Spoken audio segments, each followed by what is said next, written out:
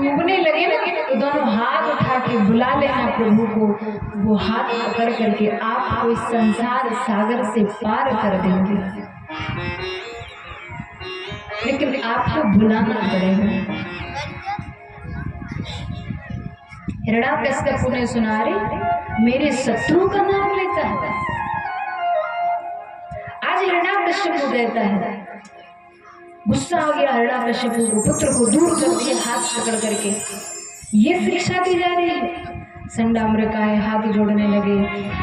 सच बता रहे हैं दैत्यराज, आपका पुत्र जो है ना, इसका स्वभाव ही बाल्यकाल से ऐसा है, हम इसे ये शिक्षा नहीं दे रहे हैं।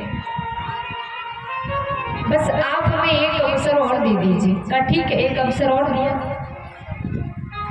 हिरण्याकश्यप वहां से जाता है, लेकिन कुछ समय बाद हमारे छोटे से नन्हे से प्रहलाद जी महाराज घर आते हैं। तो एक दिन क्या हुआ, इनकी माता कयाधु ने प्रहलाद जी महाराज को सुंदर सजाया संवारा और सजा करके पिता हिरण्याकश्यप के पास भेजा। हिरण्याकश्यप ने देखा कि मेरा छोटा सा बालक शायद अब तो इसके अंदर बदलाव आ गया होगा, तो दूर से प्रहलाद जी को देखा और गोदी में उठा लिया, अपने बिठा लिया। कहा कि बेटा अब बताओ तुमने क्या क्या सीखा है।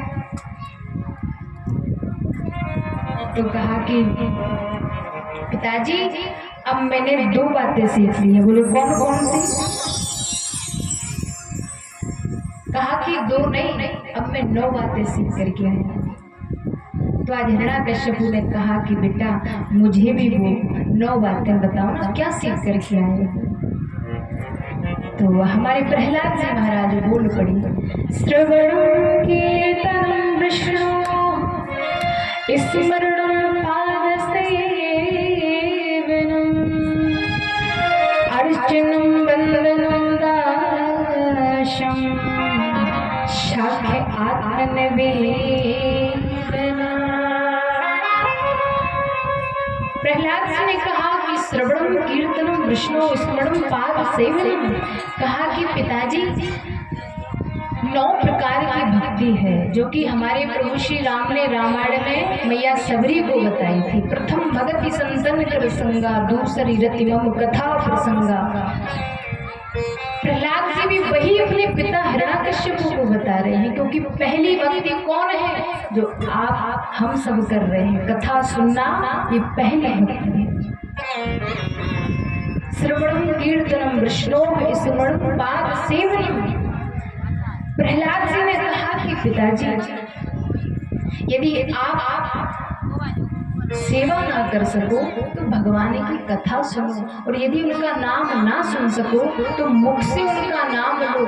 यदि पिताजी आप नाम भी ना लो ना तो उनके प्रति सेवा भाव रखो, और सेवा भाव ना रख सको ना तो उनको अपना सखा बना लो। हिरण्याकश्यप बोला बस अब तो क्रोध महाराज हद से पार हो गया। हिरण्याकश्यप ने आज प्रहलाद जी का हाथ पकड़ा और फेंक दिया गोद से। सारे दुष्ट बालक, तू मेरे शत्रु का नाम लेता है। अरे जिसने तेरे चाचा जी को मार दिया उसी शत्रु का नाम लेता है, तो मेरे भाई को उसने मारा है।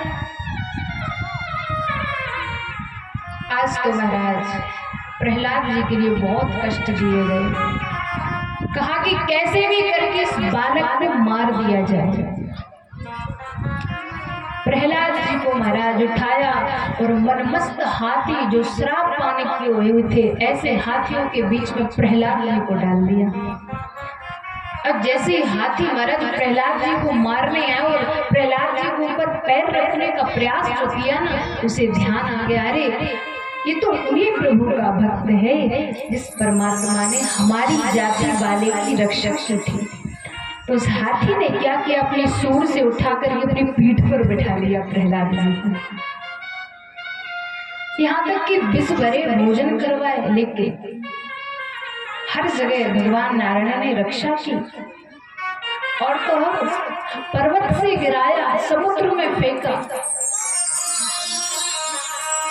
अग्नि में जलाया, कितना प्रयास किया, बहुत कष्ट दिए, लेकिन नारायण नारायण नारायण कहना प्रहलाद जी ने नहीं छोड़ा।